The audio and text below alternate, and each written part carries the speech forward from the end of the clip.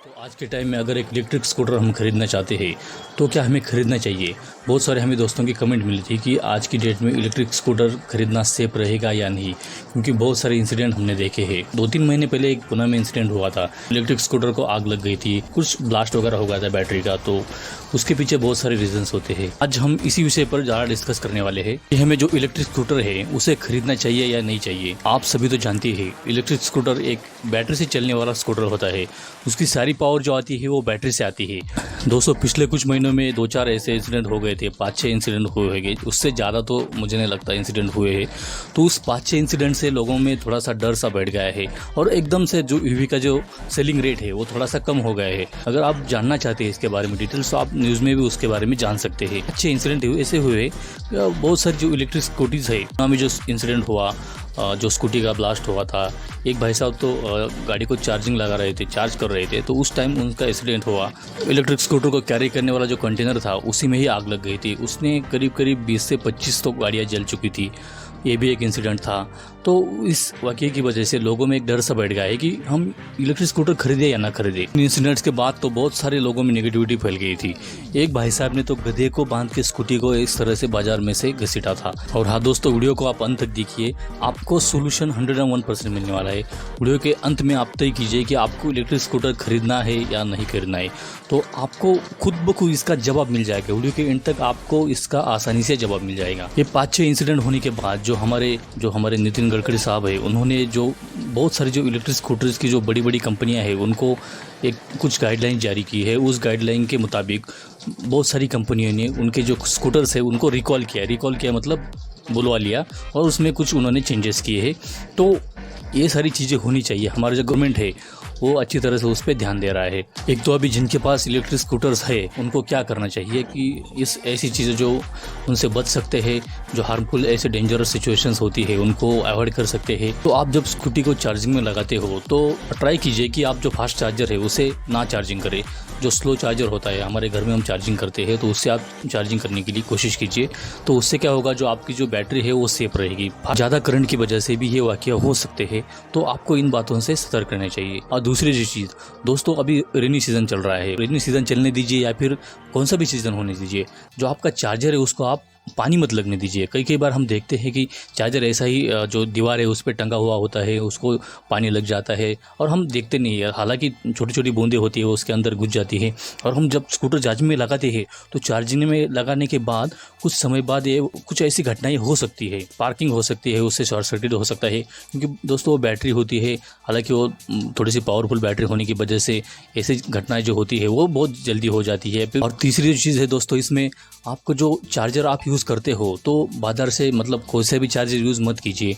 आपको जो original charger मिलता है गाड़ी के साथ वही यूज़ कीजिए, या फिर अगर आपका चार्जर ख़राब हो गया है तो आप नया चार्जर भी खरीदते हैं तो अच्छे कंपनी का, अच्छे क्वालिटी का ही चार्जर खरीदिए। इससे क्या होगा, आपकी गाड़ी को कोई हार्म नहीं होगा, आपकी बैटरी भी लंबी चलेगी। और एक बात का आपको खास ध्यान रखना है, आप जब भी गाड़ी बाहर पार्क करते हैं तो आप कोशिश करिए कि आपकी गाड़ी छाँव में खड़ी रहे, मतलब किसी पेड़ के सहारे या फिर किसी शेड में, कहीं पर भी आप पार्क कर सकते हैं, लेकिन कड़ी धूप में आप उसे ना खड़ा करिए तो अच्छा रहेगा। और उसके साथ साथ आप डायरेक्टली बारिश में भी उसे मत खड़ा कीजिए। मैं ऐसा नहीं कर रहा है कि बारिश की वजह से डायरेक्टली गाड़ी को स्पार्किंग हो जाती है, फिर बैटरी में कुछ प्रॉब्लम हो जाता है, ऐसा नहीं है। कंपनी है वो बोलती है कि गाड़ी में पानी लगने के बाद उसको कुछ हार्म नहीं होता, या फिर बैटरी में पानी लगने के बाद कुछ हार्मफुल नहीं होता है।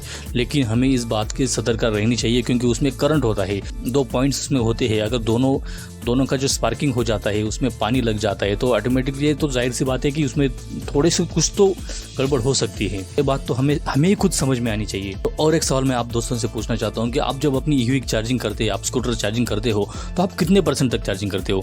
मेरी आपको ये सजेशन रहेगी, जब भी आप अपनी गाड़ी चार्जिंग करते हो तो फुल चार्ज मत कीजिए, कम से कम 85 to 90% तक ही आप अपनी गाड़ी चार्ज कीजिए। क्योंकि उससे क्या होता है, बैटरी में बहुत ज़्यादा चार्जिंग बढ़ जाती है, उससे बैटरी हीट हो जाती है। जैसे जैसे 90% के आगे गाड़ी की चार्जिंग जाती है तो चार्ज ज़्यादा होने की वजह से उसमें हीट बढ़ जाती है। बैटरी में हीट बढ़ने के कारण भी ब्लास्ट होने की संभावना बहुत ज़्यादा बढ़ जाती है। और कम से कम कहाँ तक जो चार्जिंग है उसको आप लेके आए, मतलब अगर गाड़ी की चार्जिंग आपकी कम हो रही है तो कम से कम आपको कितनी चार्जिंग तक गाड़ी चार्ज करनी चाहिए। कम से कम मैं आपको बताऊंगा 20% से आगे ही आप चार्ज रखिए, क्योंकि ये तो आपकी सेफ्टी के लिए हुआ। 20% तक आपकी गाड़ी आती है तो उसके आगे आप उस चार्जिंग में लगा सकते हैं। अगर आपके ध्यान में नहीं रहता है तो कई बार क्या होता है, मैंने देखा है जो मेरा एक पहचान का है, मतलब मेरे दोस्त का जो दोस्त है, उसने उसकी जो ईवी है 2 दिन तक चार्ज के लिए रखी थी।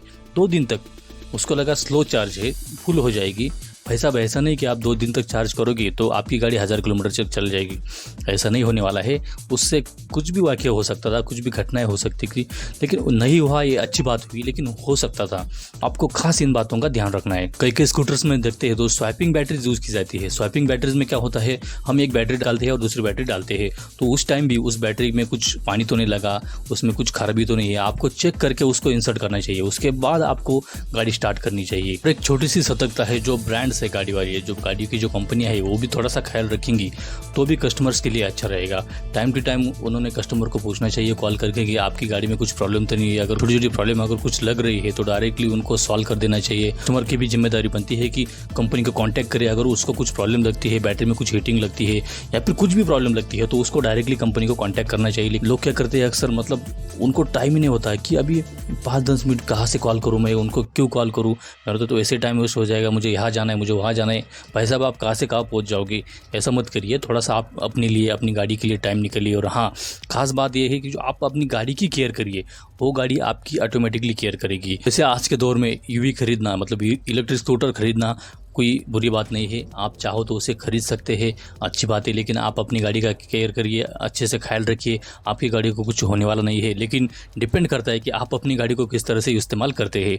तो जो निगेटिविटी है आप अपने दिमाग से निकाल दीजिए, क्योंकि आगे आगे जैसे दौर चला जाएगा तो टेक्नोलॉजी आगे अच्छे से बढ़ने वाली है, अच्छे से उसमें इंप्रूवमेंट अपडेट्स होने वाले हैं। उस बात का टेंशन लेने की ज़रूरत नहीं है कि आगे जाके क्या होगा, मैं इलेक्ट्रिक स्कूटी खरीदूँ या नहीं खरीदूँ। लेकिन अक्सर क्या होता है, आज देखते हैं हम पेट्रोल डीजल की जो कीमतें हैं वो आसमान छू रही है, तो इलेक्ट्रिक एक अच्छा सा उसमें ऑप्शन आ जाता है। तो बहुत सारे ऐसे कस्टमर हैं, उनको लगता है और उनके पैसे भी बच सकते हैं। तो आप निगेटिविटी अपने दिमाग से निकाल दीजिए। लेकिन हाँ, आप अच्छे ब्रांड की स्कूटी खरीदिए। मैं किसी ब्रांड का नाम नहीं लेने वाला हूँ। अच्छे ब्रांड की स्कूटी खरीदिए ताकि आपको लगे कम से कम आपके 4 पैसे ज़्यादा जा रहे हैं, लेकिन आप अपनी फैमिली और सब कुछ इसमें सेफ रहने वाला है। दोस्तों, इस वीडियो की वजह से आपको थोड़ी सी भी अगर हेल्प हुई है तो हमारे चैनल को सब्सक्राइब कीजिए, उसके साथ साथ वीडियो को लाइक करना ना भूलिए। और दोस्तों, आपको लगता है कि आपके किसी दोस्तों के रिश्तेदारों के पास ईवी है या फिर वो खरीदना चाहते हैं तो वीडियो को शेयर करना मत भूलिएगा। तो बने रहिए हमारे साथ दोस्तों, ऐसे ही दोस्तों मिलते हैं ऐसे ही नेक्स्ट वीडियो में। तब तक आप अपना ख्याल रखिएगा। जय हिंद, वंदे मातरम।